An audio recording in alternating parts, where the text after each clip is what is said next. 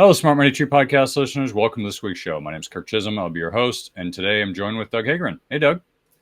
How you doing, Kirk? I'm back from China. Wait, no, never mind. At least, but I'm here, unlike certain things coming from China. Because I know that was the title of the show, so I figured I'd address it, even though The China tariffs, yes. Even though I don't know how much we're addressing it too much today. There hasn't been a lot of new news on it. Paid a lot of money for Doug, so hopefully he's worth it. That's right. Yeah, the customs bill always comes about 6 weeks later. It's on its way. Yeah. Well, it's checks in the mail, Doug. Great. Yeah, what's interesting is in the past week, apparently we had a few weeks ago, Trump put a pause on all tariffs except for China. And then this past week, he put a pause on the tariffs to China for the next 90 days, and he ramped it down quite a bit. It's still 30% and compared to China's 10%. I think it is, but whatever it was, it's certainly not the 5,000% that he was charging China. So they came to the table and decided to break bread a little bit. We'll see where that goes, but at least they're at the table, which is good. I don't expect China to cave so easily. I expect that either one of two things are going to happen. If this is resolved quickly, then Trump's doing it to get a win, and it doesn't solve any of our real problems. If this takes a real amount of time, like 6 to 12 months, probably closer to 9 to 12, then I could see, all right, some meaningful things are getting done because Trump is not caving. And I only say this because, Trump can look good multiple different ways. He can look good because he got a simple thing done and said, yeah, I did that. He could look good if he gets comprehensive things done. It all depends on whether his he base... can look good with the new tanner. I mean, yeah, he's got that spray on the Cheeto tan. Anyway, that was a good meme a while back where they had Vance in his office with like a bag of Cheetos, and they dip the what do they call that stuff the women put on their face? The not the blush, like the brush that they put the blush on. Anyway, It was dipping it in the Cheeto bag and putting it on his face. It was hilarious. Anyway, point being is that there's a lot of ways he can come out ahead and look good, but ultimately it comes down to what his base feels. Because prior to the China thing, I was getting a little feeling of Trump fatigue. Like there was a lot of good stuff done. It all sounded great, but a lot of it was kind of superficial. It was kind of like, great, I did this, and then crickets. And it was like it's like, yeah, we're gonna get rid of all the immigrants, and he like gets rid of like 50. It's like it wasn't the expectation I think a lot of people had, and I think people are getting a little disappointed. So he's gonna have to keep bumping that bumping that bridge up, because he's got this bar that he's set for himself, and he needs to keep it there. If it goes below the bar, he's got to find ways to bump it up, or else his base will get a little bit perturbed. Now this week the House came out with a budget, which we'll talk about this week on the show, which is pretty interesting. But prior to the news coming out, so we named this show a week ago, and obviously things have changed with the China thing. So we'll have to pivot a little bit. But the interesting thing about the China thing is there was claim of ships not leaving China, and there were a bunch here, and there was like a 3 or 4 week lag where there's a certain point in time once Trump initiated the tariffs on April 3rd, where ships just stopped leaving China. And then from there until early May, there were no ships coming. So we had these goods, but then there was no inventory continuing to come. And so, because I think it takes like a month to get, like 3 or 4 weeks to get goods from China. Something like that. Yeah. So the interesting thing is there was going to be inventory lag. But now that things have changed, there still should be an inventory lag. But I don't think people seem to care about it anymore, which is interesting. People cared, but now that they're like, oh, we're putting a pause, I'm not hearing anybody talk about inventory anymore. It's interesting. So I only say this to point out, this comes back to the narrative concept we talk about constantly in the show. There is information and there's narrative. 90% of what you hear is narrative. If you listen to the news, I would say virtually 100% of it's narrative. It's not news. It used to be news. Now it's just opinions, and opinions are narrative. So you have all these different narratives. Wall Street gives you a narrative. The news gives you a narrative. Politicians give you a narrative. What's truth? I don't know, because there's no information anymore. It's all narratives. So when you look past the information, and this is something you can all take away from this. If you look past the information, what's GDP? Oh, it's 2. Oh, well, that's good or bad. I don't know if it's good or bad. Somebody told me it's good or bad. Is it? I don't know. I don't think it's bad. They're like, oh, we got negative GDP last month. Oh, it's really bad. Is it? I don't know. I mean, it's hard to say. So I want you to think about what is being said versus what's actually happening. People were freaking out about inventory. There weren't going to be goods in the shelves. We talked about it last week. Like, oh, there's not going to be goods in the shelves. It's going to be a problem. But now that the China thing is, quote unquote, solved temporarily, no one's talking about inventory. What happened? Did we get a magical inventory bundle that showed up last night? No, we didn't. So I think there are a lot of times with investing with Wall Street that they have their narrative and then they switch it to something else because something else is more interesting. And it doesn't change the facts on the ground. All it's changing is how people feel about it. So don't look behind the curtain, because there's this other shiny object you can look at today. All parties do it. It's politics. Is the way politics works. There is no party that doesn't do this. They all do it. This is part of the politics. That's why politics is politics. Wall Street does it because they're trying to make money off you. The news does it because they're trying to get clicks. They're trying to get you afraid. Everyone's got a motive for doing it.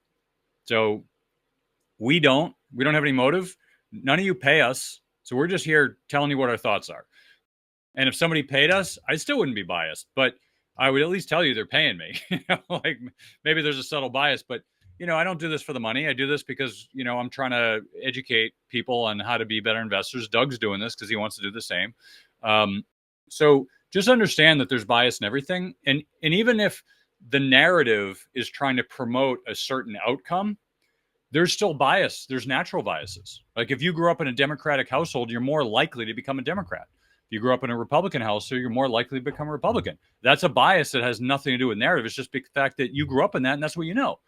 We all have those bias. You were raised a certain way. Your parents raised you a certain way. That's all you know. You weren't raised by a second set of parents that raised you differently. So you have one way of thinking about the world.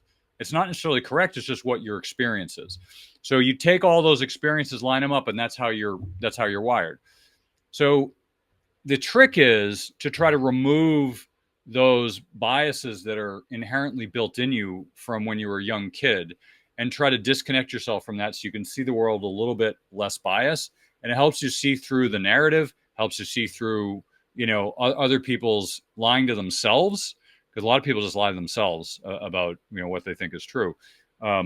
So when you're looking at the tariffs, you're probably not going to hear a lot about it for the next 3 months, even though inventory, I don't know, shouldn't have been here for whatever reason. But somehow it's not going to be an issue. Or if it is an issue, it's not going to be that big of an issue. People will overlook that because now we're talking again. So I don't know. I think we have to be mindful in the next 6 to 9 months that things are going to still be volatile. 3 months from now, China might say, F you, Trump, we don't like what you're cooking, and we're gonna go back to fighting over tariffs. That could happen. I don't know. But Wall Street's pricing in everything's going to be great. Everyone feels good. Consumer sentiment's through the roof, as if nothing's wrong. Okay, I hope Trump does a great job, but I don't know. This is a public service announcement. Have you ever played the lottery? My state advertises that you can't win if you don't play. What they don't tell you is that the lottery is a tax on people who are bad at math. How many lottery winners have you met? Probably none. If you don't like your chances of winning the state lottery, you're definitely not going to like the chances of winning the inflationary lottery. The inflationary lottery? That's right. Your chances to win the state lottery might be 1 million to 1. But you're guaranteed to win the inflation lottery because it affects everyone. And the prizes stink. But here's what you're going to win. Higher prices at the store, shrinkflation in your packaged goods. Higher heating prices to heat your home. Who doesn't want to win that lottery? Much like the government, I feel bad that your costs are rising. So I want to help you out by giving you some free money. It's not a lot. It's only 1 million Zim dollars, but it's something. Well, you can't buy anything with it, but it does look good as wallpaper. And if you live in Europe, you might even be able to use it to heat your home this winter. If the lottery is a tax on people who are bad at math, then inflation is a tax on people who are bad at economics. I want my listeners to be better at economics. So I'm giving my loyal listeners free money. Go to www.moneytreepodcast.com/free money. Follow the instructions to get your free money today. I have a large audience and a limited number of these currencies. So let's make sure we get yours before we run out. Go to www.moneytreepodcast.com/free money. Follow the instructions and get your free money today. I know. What are your thoughts, Doug, before we get into the tax and all that stuff? Well, I actually, you've got a graphic there. I think it's really, really funny because we are talking, you just mentioned consumer sentiment. And 6 weeks ago, consumer sentiment was extremely bearish, right? We'd started to dip, and you've got a excuse me, and now all of a sudden it's picking up, and it's super bullish again as we've kind of approached going off of 2 standard deviations down, and on the S&P 500 back up to getting close to 2 standard deviations up. It's funny how when things are rolling, people are happy. And I do like the graphic that you have. There's one that shows 2 counters in the S&P 500 to 5,700. Everybody's in line, right? And the S&P 500 to 4,800, there's only like 2 people at line. And I think that kind of goes back to, the concept of sentiment that, Warren Buffett's talked about many, many times, is that obviously, be fearful when people are greedy and be greedy when people are fearful. There's a lot of rhetoric. What you talked about Trump, that makes a lot of sense. I mean, most of the time, politicians make very vague recommendation or vague campaign promises with the intent, with really the intent that they can throw stuff out there at a very basic and very unspecific level to get elected. That's not how Trump works. But there's an old rhetoric, out there that is, under promise and over deliver. It's just his style to over promise. Now that he has done that, we're going to be running into, he's going to have to figure out how to over deliver with his over promise, or face the fact, as you said, his constituents, the people that believe in him, getting disgruntled because the overpromise ends up with under delivery. And that's going to lead to the volatility that we've seen, because it's going to mean that more things are going to have to get put out there to try to keep the narrative going in the direction that they need it to go for the current presidency and beyond. And we're starting to see some break in those factions, and not to go down the political road too much here. But one of the things we're going to talk about today, to mention today, that's a good transition, is that there was a new tax bill that they are wanting to roll out, that the House released. The title of this tax bill is known very, again, the government. I always love Kirk, the way they package things for branding, and Doge is an acronym based off of obviously the coin that was out there. And I'm trying to remember another one that was that was recent, but I'm stalling here because I'm trying to look it up. But the name of this bill is, come on, internet. The Pelosi bill? They call it the Big Beautiful Bill, right? That was the name of it, the Big Beautiful Bill. But what we're finding, and I was going to spend some time talking about the bill because it could still come around today, but it sounds like that today the Republican hardliners may have blocked the bill from advancing. So there's quite a few people that don't think it's that big and beautiful. And that's on the same side of the fence. So again, going back to Trump's promises and, delivering on those and trying to keep the storyline going the right direction. Doug, The let's take. yeah, There's like 18 items here. Let's take like five yeah. piece Let's and run just through. run That's through them. exactly You what I was take gonna say. five, That I'll would take agree. five. Here, I'll put them in the notes here. Yep. Just kind of run through them for what was proposed initially. Perfect. Yep. You want to start? Yeah. No. Go ahead. And start because you're pulling Oh, it you want up. me to So start? Okay, it's yeah. in the Go ahead. chat. All right. Yep. So first thing, no tax on tips. Kudos to Trump for that. I think that's great. Um, I do have to say, I know Doug agrees with this and everybody else. I'm annoyed at the fact that you now it's customary to tip just about everybody, even if it's takeout. You got somebody who's at a retail counter, they've got a tip thing, and I get it for young kids. It's or like summer jobs, I get that, but like I hate the fact that people guilt you into tipping for service they're not providing.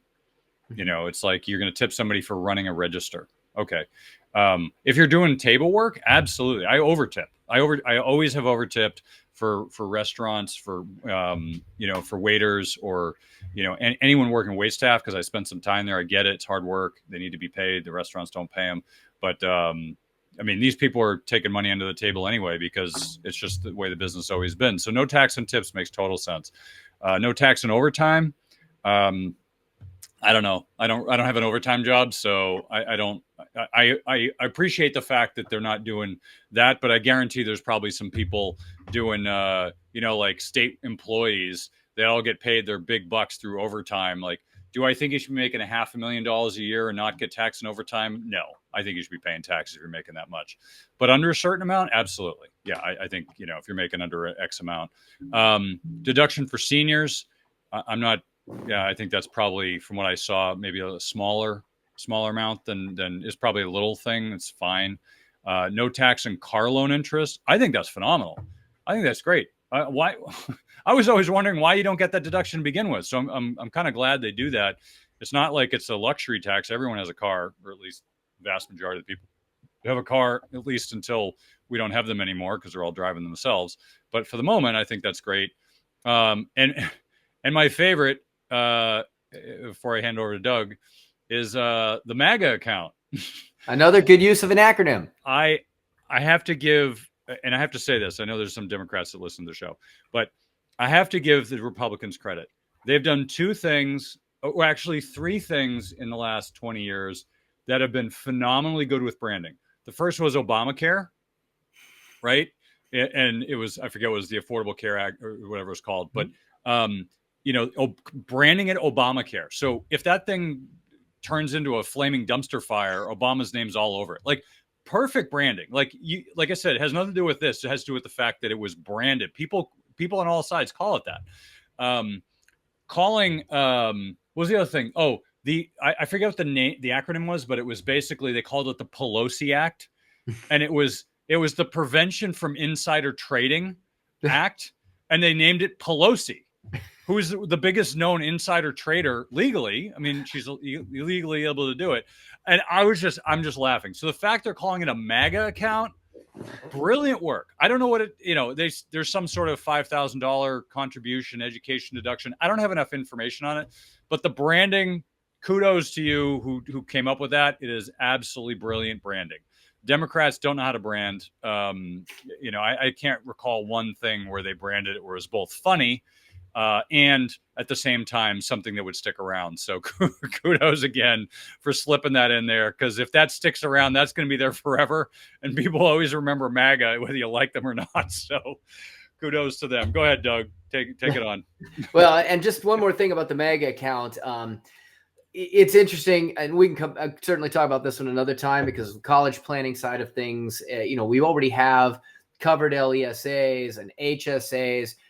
This MAGA account is probably more in line as a replacement or an alternative for UTMAs and UGMAs, Uniform Transfer to Minors Acts, because there's a lot of tax issues with those types of things. And there's a lot of limits on it. The one thing from the MAGA one that I thought was interesting is that it's an account for small business loans too, and first-time homebuyer costs. So there is some interesting things that are in that for people who are starting businesses and being able to save and kind of use that to help pay off small business loans. That one certainly piques my interest more than the higher education component of it. The one for those of you that are living in in states that have high state and local tax. One that always kind of got me is that, they put a SALT deduction, a state and local tax deduction, back when Trump was president the first go around. And a lot of people believe that was a way to kind of go after the high income tax states. Ironically, for those of you that live in Texas, it was probably as much, if not more, painful for you, because with no state tax, where are they getting all the revenue? It's your property taxes. So they're actually going to increase the SALT deduction limit to $30,000, which, with it's $15,000 for married filing separately, with reduction for incomes exceeding $400,000. So most of the people that most of the incomes in America were getting crushed on this SALT limit. That's going to help a lot of you with higher property tax and income taxes. They're also going to extend they also want to extend the tax rate. So we were supposed to have the Trump jobs and I forget the income, whatever the name of it, from the first go around, that basically extended some extended existing tax brackets. All of this was supposed to, these caveats, a lot of the pieces in this were supposed to sunset in 2026. They're actually proposing a permanent extension of a lot of those provisions. For those of you with children, they want to do a temporary increase of the child tax credit from $2,000 to $2,500 per child for 2025 through 2028. They also want to eliminate the scheduled reduction of the standard deduction. That had gone up as part of that same tax act. A lot of people don't itemize anymore because they don't have to, because now you're looking, in the mid 20s in terms of just standard deduction. They want to make that permanent with temporary increases on top of that between 2025 and 2028. Health savings accounts, expand HSA eligibility and qualified expenses, including fitness expense, which is wonderful if we're trying to get a little bit more proactive on our health. Increase contribution limits for certain taxpayers that we're struggling to put enough in. Listen, there's been studies that show $250,000 retirement expense is going to go towards healthcare. Personally, I'd like to see this one happen and ultimately eliminate the caps on it, allow it to go into general brokerage, and at the end of the day, also not make it tied to high deductible healthcare plans. I think it's ridiculous. They also, for small business owners, they also want to remove the expiration date of 2025. That was going to happen on the qualified business income deduction. That's another one, there. There are some other things. They want to cut social programs. That looking at 4.9 trillion in tax cuts, and including Medicaid, nutritional assistance programs, and Planned Parenthood. As would not be a surprise, they want to repeal green energy tax credits. They want to have some reforms for education and student loans, defense and border security enhancements, and they want to look at an artificial intelligence regulation preemption, which would be 10-year federal preemption on state AI laws, which would prevent zones from enacting their own AI regulations. And they want to eliminate the IRS direct file program, which is designed to allow taxpayers to file returns directly with the IRS. So there's some stuff in there. There's Hold on, we got more, Doug. Don't wrap it up yet. Go ahead. Yeah, there's some stuff on guns. Yeah, so some comments, some other comments from some of the stuff Doug made. So I want to make this point. They say, oh, they're going to make the tax rates from the first time Trump was around permanent. I always laugh at the time they say they're going to make something permanent, because permanent is just permanent until they decide to change it. So yes, sometimes they put in dates because they're trying to say, oh, well, it'll expire in the next administration. They'll, it's their way of saying, oh, we're going to change it. It's so ridiculous. Oh, this is going to expire at this date. So what? Next time you do the revamp of the tax, you're just going to change it anyway. So who cares what the date is? But that's how our politics work, unfortunately. So the whole permanent thing, I think, is ridiculous. I think it's great that we're keeping it lower, but it's kind of ridiculous. I was also a little surprised that they didn't lower it. I would have thought they would have found ways to lower it, but it is what it is. It is what it is currently. I will say that there are a few things which I haven't read up on. They're expanding HSA. There's some things in there which I liked, but I haven't read through it all. One was fitness. qualify as an expense for reimbursement, that is phenomenal. Now I Mhm. can put my gym membership on there. I can probably put my running shoes. I mean, I can just imagine the stuff I can dump in there as fitness. I don't have details yet, but the fact that they're putting that on, I think is great because I think that's where we need to go anyway. I'm going to skip over some of these. 1099K. Oh, yeah, the proposal repeals the 600 limit for Venmo, PayPal, Yes. and now the limit will be 20,000 and 200 transactions, which is going to be pretty awesome. I mean, what I like about, just at a high level, what I like about what they're doing is they're the last bunch of times they've done, kind of a rejiggering of the tax bill. It's been basically to harm the lower socioeconomic people. It's like, all right, let's make it really hard for people to crank out a living as a small business owner. Let's make it onerous. You got to do this. You got to do this. You got to do this. Big businesses don't care. Small businesses get overwhelmed with regulation, which is terrible. You can look at India, which has a lot of really bright people and a lot of motivated people, and they are constantly overwhelmed with red tape. That's why that country doesn't go, it's not like a rocket ship to the moon. Which if I had to bet on a country, it would be India over any others, except for the fact that they're way overregulated with red tape. They can't get anything done. It has So all the intellectual capital to yeah, be a it's great. first world dominant country. But that's their number one problem. So if you look at, well, there's other problems, but that's in my mind, from not being from there, that's my mind, the one of the biggest problems. So if you look at some of the other things, here's another one. So I'm conflicted as to whether I like the clean energy credits ending next year. I think that was overdone, but I'm not against it. I mean, it's fine. It incentivizes people for cleaner use, so that's fine. But they're getting rid of it. I know some people are going to be up in arms over it. I kind of look at it as like, 6 of one, half dozen the other. The estate and gift tax exemption. So the gift tax exemption will increase from basically 14 million this year to 15 next year, and it will future adjustments for inflation, which is both good and bad because inflation is misstated. So, it's good that it's pegged to inflation, but it's bad because inflation is always going to be marked low, even if it's high. And the big one that is my favorite one, Doug, and this one I have been piping about forever on this show. A lot of it in your neck of the woods. Taxing private colleges and foundations. I'm raising the roof for you audio viewers. So look, I've been saying this for a long time, that private colleges actually, let me rephrase that. I believe it's not private colleges, nonprofits above a certain amount of asset level should be taxed like a for-profit entity. And here's my thinking. First of all, most nonprofits are very inefficient.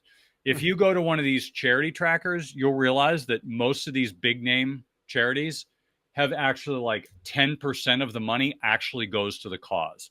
90% goes to the administration around the cause.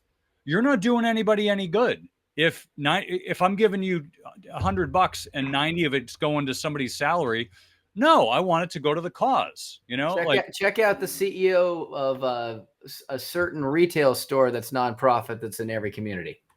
Check out how much they make in income. Yeah, I mean, so if you look at you can mention that next, but my point is nonprofits, and this includes hospitals. This includes things like not Amway. What's it called? You look at like the Red Cross, it could be anything. I'm picking on them just because the name came to mind. It's not because I hate the Red Cross, but just like if you look at any charity, if you look at religions, okay, Catholic Church, you look at educational institutions. The Catholic Church is the biggest nonprofit by asset value. Harvard, second biggest nonprofit. If you look at hospitals, I don't know how they compare, but they're huge. If you look at all these institutions that are basically operating like a for-profit company, Harvard, people refer to Harvard at Harvard as the Harvard Corporation. They consider it a company. That's how they treat it. So why are they not taxed like a company? Why are we letting them get off? You might say, well, they're educating kids and yeah, they're getting research grants. It's a business. They've got this huge pile of capital that they're investing like a hedge fund, and it's just sitting there invested. And they put some of it back, and that's great, but they're charging you for education. Why? They don't need to. So these educational institutions, which I know a lot of people have issues with, which I do too, the way they've run them in the last few years, I think they're run atrociously. But you take the politics aside, it doesn't matter if you agree with them or not. They should be taxed. And hospitals, they should be taxed. They're walking around acquiring everything because they don't pay tax. So why are we overcharging individuals? Susie Homemaker, who's just trying to put food on the table, and you're not taxing Harvard. Come on. Really? Is there one single person who's not affiliated with Harvard who is against that? Please send me an email and give me your opinion of why you think Harvard shouldn't be taxed, but Susie Homemaker, who's barely able to put food on the table, needs to be taxed. Come on, give me a break. So anyway, I've been railing about this for a long time, so I am really happy that they're talking about. I know it may turn out to be nothing, but I'm really happy that this stuff, that they'll actually get taxed and be treated like everybody else. One thing that was missing that I didn't see, and I wish it was basically anyone under a certain income pays no tax. That should be in there. Why are you taxing people who can barely put food on the table? Give them that money back. You're still you can give them government benefits. I don't care. But why are you taxing them? Like, I don't know what the number is, 200,000 these days. Maybe it's state by state. I don't know. But there's some number you can come up with where you say these people don't pay tax. I mean, here's an example. So one of my kids wants to go to work. He wants to make money and wants to be a productive member of society, which I think is great. I'm laughing in my head because he's like, ooh, I can make like $15 an hour. That's so exciting. After 10 hours of $150, think of what I can buy. And I'm just laughing in my head. I'm like, you're going to come out with like $10 after that.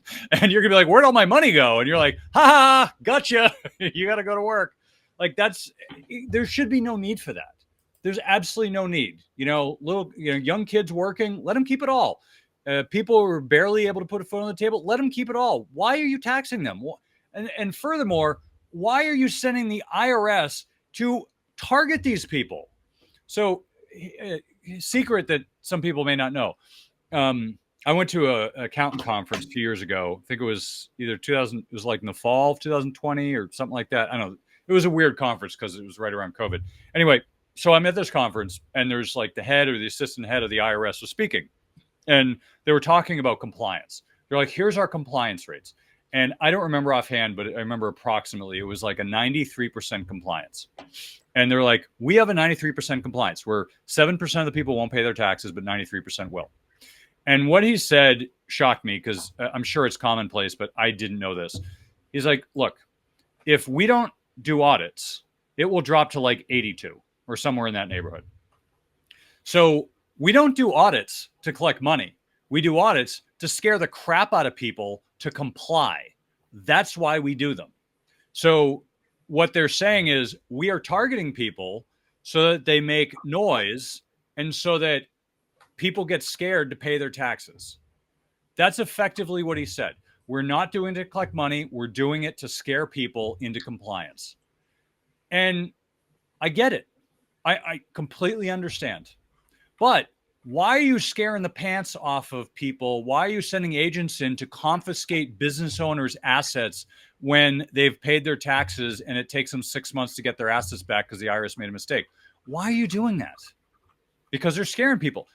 There should be an exemption for people under a certain amount. Just let them go. If they want to do, black market kind of like barter and not pay taxes, who cares? Let them. I mean, they're just trying to survive. Like, somebody's making $1 million a year. I'm not worried about, we had a guy in the show talk about taxing banking transactions instead of your income, which I thought was a brilliant idea. And I was thinking, I was like, well, won't that force people off the banking system into black market? He's like, it's so small. It's just a nuisance. And he's right. Because am I going to really, if I'm making $500,000 a year, am I going to care about whether I'm paying 1,000 or 2,000 in taxes? That's chump change. It's a nuisance. Whereas if I'm making 50,000 a year, paying 2,000 is a lot more, right? It's more meaningful. to me in that budgetary situation. So anyway, as you can tell, I get pretty heated. It's your turn, Doug. I'm gonna Oh, get some ice and cool myself down here. Go ahead. you're asking for ice, and I'm gonna pour lava in that drink because here's the facts, and this is where I'm gonna just take what you said, and I'm gonna put it on a whole different level of reality. Okay, right now, the tax rates of people. This is according to CBS News. The rates, the audit rate that exists out there. For people making a gross income of 500 to a million, is 0.3%. Basically nobody. 1 million to 5 million goes to 0.5%. And 5 million to 10 million, it goes up to 1.4%. Over 10 million is when it starts to trigger a lot of audits. And that, what I mean by a lot of audits, about 2.9% of those people get audited. But here's the real rub, going back to what you just said. And this is according to Kiplinger. The IRS, you said that the IRS audits people to scare them, right? Who are we trying to scare? Because here's who they're scaring. The taxpayers in the lowest tax brackets, those earning $25,000 or less, have the highest chance of audit by the IRS, more than the middle and the upper income earners. And the biggest reasons why are the earned income tax credit. It's a significant factor contributing to higher audit. So they want to make sure that it's not claimed fraudulently. And low income families tend to have higher likelihood of earned income tax credit claims. The taxpayers who claim it have been audited at a rate more than 5 times the overall average audit rate. And the data shows that taxpayers earning less than $25,000 had audit rates exceeding the average and even higher than those earning between $200,000 to $1 million. They're not trying to scare anybody. At the end of the day, that might be the mandate.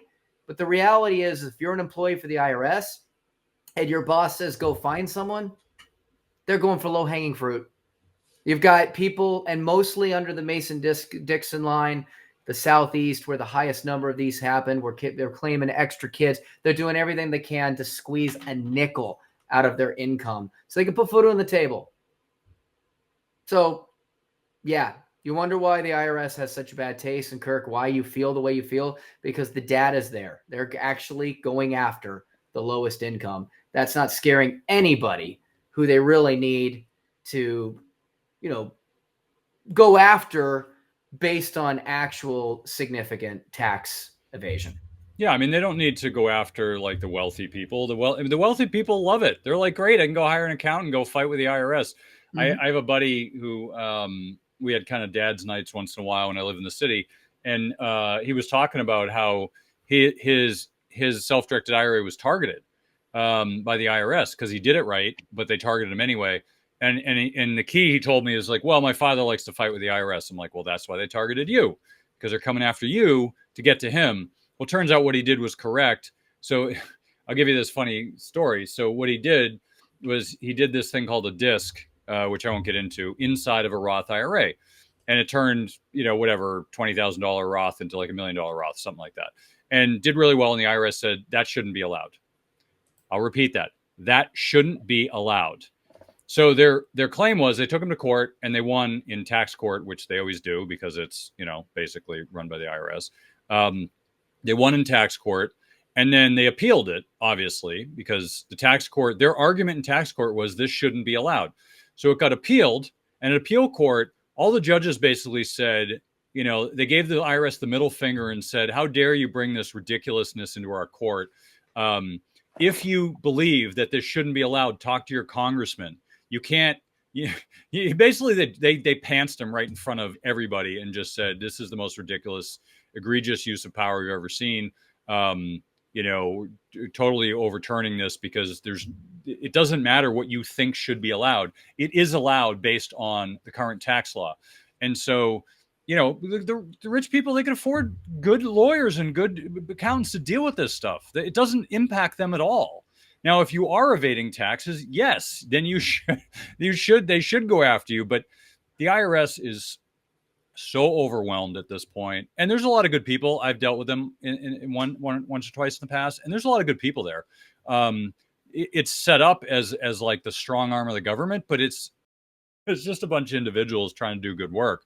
And and there's good people there, but it is an absolute mess. It was a mess 12 years ago, and it is a worse mess now because they don't have enough people. They're going to be laying more people off.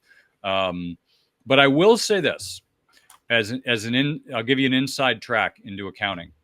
The accounting industry is losing a dramatic amount of accountants. 3 years ago, I work with a lot of accountants. So 3 years ago, a number of them were like, "Oh, I'm trying to grow my practice. What should I do?" This year and last year, it's hard to find accountants even taking new clients. Like a lot of them are just like, "Nope, not taking new clients. We're done." And so you have there's like 1.5 million accountants out there. And I think in the last 2-3 years, like 9% left and didn't get backfilled. There's a study that says in the next 15 years, 75% of them are going to leave and they won't be refilled.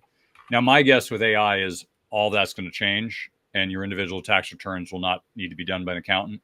Businesses, maybe, but I think the field is going to change. So I'm not, I'm empathetic for the challenges they face and everybody else, but I think that it's going to be solved in technology time. But I will say that it's really hard to find an accountant taking clients right now. So anyway, back to you, Doug, before we wrap it up. Well, we always have so many things that we want to get into, and in an hour we just sometimes get caught up in a number of things that take up a good chunk of it. So that just leaves lots of great things to talk about later. I just wanted to kind of touch on real estate really quick. I'm going to segue into that. Once again, and this is probably just sounding cliche at this point, but the U.S. housing market has again reached the most unaffordable level in history. This is a new chart of home prices between 1890 and 2025 from Reventure. It's interesting because there's still people out there saying, well, the reality of this, we just need to build new homes. That's the argument that they're making. And that might be the case in certain areas, but this should not be confused with a supply versus demand driven price increase based on demand. Yes, the demand exists. This is absolutely a supply increase, a supply side issue, but it's not because there aren't enough homes that are actually available for sale. It's because the normal transactions that occur in real estate aren't occurring. And the reality is that because of pricing, you've dropped the demand in many cases. And really what you're seeing is the limited volume of transactions in areas and in certain quality types of homes are getting the bids to drive them up, but nobody's really coming down to price it. So what's happening is nothing's moving. That's not necessarily, that is not a normal supply and demand relationship. They're now starting to say that 1 out of 3 builders is starting to cut sale prices. Okay, so clearly this is not a supply issue, and not lack of supply. These houses are there, they're not selling. It's a pricing issue. It's an affordability issue. There's almost 2 in 3 are having used sale incentives, growing desperation, offload inventory. People are talking about, the boomers buying homes. They're the ones with the equity. But the thing is, over the next 10 to 20 years, those individuals that hold these homes, they're going to start increasingly dying. And that means that those homes that they're not moving out of, that are not coming on the supply, what's going to happen there? So if you all of a sudden build a bunch of new stuff, and then you have the liquidation of the things that should be coming to the market that aren't, it's just going to it creates an incredible market distortion. And it's an affordability issue. The baby boomers, when they came into buying homes in 1985, you were looking at about $23,000 in income. This is from Realtor.com. So they're kind of saying, finally, homes are overpriced, but they never like to admit that. But baby boomers at $23,000 was the median household income, and the median home price was about $83,000. That's roughly around 3.5 to 1. Now, 3.5 to 1 on housing prices, and current millennials that are looking for a house in 2022 would put the housing prices at around $250,000. But that's not where they're at. The median income for millennials is about 74, so that's gone up about 3x. And if housing did the same, we'd be at 200 and some. But no, Housing's at 500. So you're looking at about a 7x multiple on income. There's your problem right there. And the thing is, people are waiting desperately for mortgage rates to drop. You've said this, Kirk. We've talked about this. Don't expect it. The mortgage rate to inflation spread for the U.S. economy is back to its 70-year average. So guess what? For those of you that were fortunate to come into the interest rates when you got them over the last 10 to 15 years, and what you saw was available there, this was not the norm. This was the exception. The current mortgage rate environment is not high. It may be high to you, but it's actually fairly normal for the current level. So this is probably where we're going to be. And the other thing that we're looking at is prior to 2009, the Fed never owned mortgage-backed securities. Okay, now they've got 2.7 trillion of them on their balance sheet, and they still have. No, I'm sorry. 2009, they put 2.7 trillion. They still have 2.2 trillion of those assets 16 years later, after the financial crisis. So there's another issue that we've talked about on a couple of occasions of the government getting involved and creating a distorting intervention into the housing market. So once again, this is there's a lot of things at play that are causing a break in the normal way an economy and pricing should work.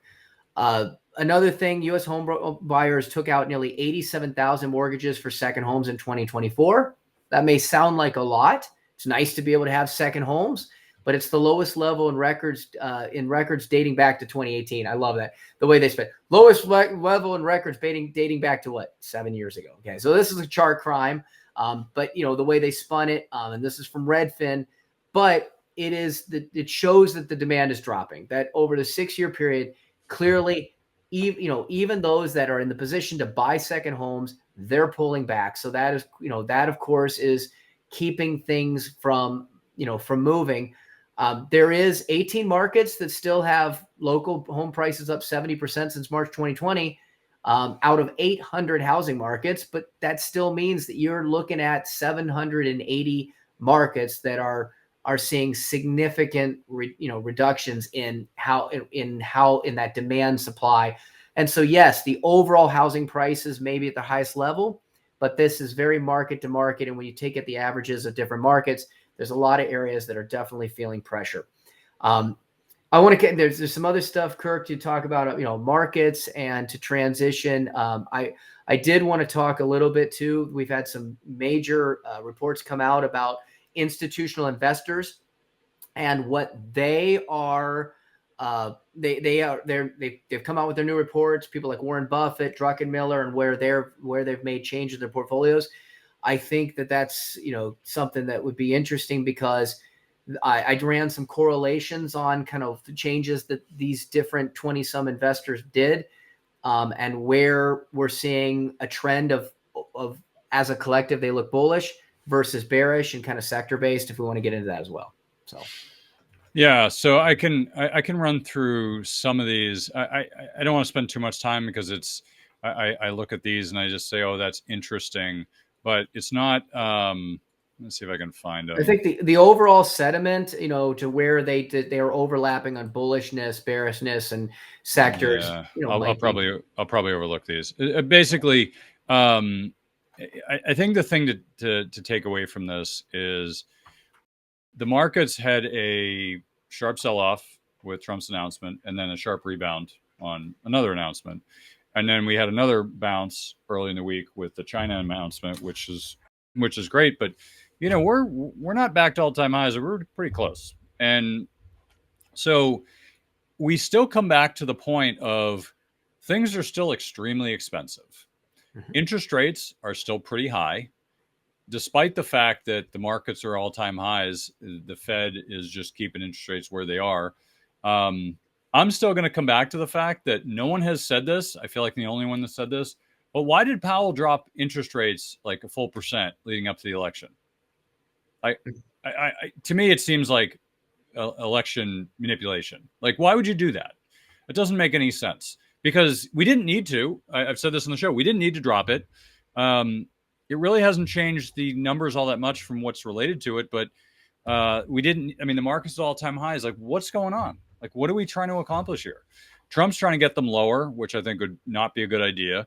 I think they should be higher. I think we should break the back of this economy and get a recession in here. I know no one wants to hear that, but we've had a bull market for so long that our economy is really fragile, and a recession would just destroy things. That's why having a recession every 7 years is useful, because it gets rid of all the junk. Well, not all of it. Most of it turns into big businesses, but but it get rid of a lot of the junk, a lot of the people that made mistakes, and it gives people who are sitting around waiting an opportunity to make money on it, right? So, if you waited for your favorite cryptocurrency to drop 70% before you buy it, and that's great patience. I don't know if it's a good idea or not, but it's great patience. You should be rewarded for that. If you think that people should not be paying 3 times the price of a house than they are obviously paying, then let them, right? I mean, I'm looking around, and we're going to have an AI episode in the next few weeks, because I'm going down a rabbit hole right now in it, and I could tell you that what we are seeing is, it's hard to grasp how much this is going to change society in virtually every way. So I'm trying to sit down and write all this out, because there's so many different things. It's like, I'll give you a quick example. If we have autonomous cars, most people think, well, it's great, we don't need a car. Yeah. Do you need a garage? No, you don't need a garage anymore either. So now you got an extra room in your house, right? So like, there's so many little things that come into play that you don't think about on a daily basis, that I think virtually all parts of our lives will be changed by this. So I want to sit down and write a lot of these implications out, and some of the bigger thinking things to think about, because I keep getting asked all the time, what can I do to invest in AI? Well, right now, create your own, because there's no, I mean, you could put money in NVIDIA, which most people do, is expensive, and I wouldn't do that. But there aren't a lot of opportunities. It's like investing in space. How do you do it? It's hard to. So build your own rocket ship. Right. Yeah. You could be Elon Musk or Bezos and build your own rocket. But the reality is that it's hard to invest in those areas right now. Yeah. However, if you invested in your own, you built your own, now that's a good investment. I mean, it's a business, but anyway, I'll get into all that. We're spending a lot of time with this, because I've given it a little space to breathe, given a chance for things to kind of come up, and we've seen a lot of cool stuff. So we'll talk about that in the next few weeks, but just wanted to mention it. Go ahead, Doug, wrap it up. I'm just going to say this real quickly. The closest thing that we as humans can probably relate to what's happening was this right here.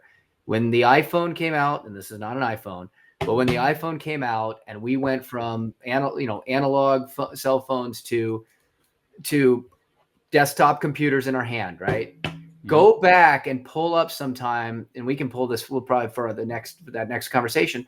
The list of industries that got disrupted or destroyed based on this one little device right here, and that's exactly what we're facing with AI. So if Apple, you could really look at Apple as the beginning of the seismic shift that we are in today. Started right then and there. It wasn't the .coms, it was that phone.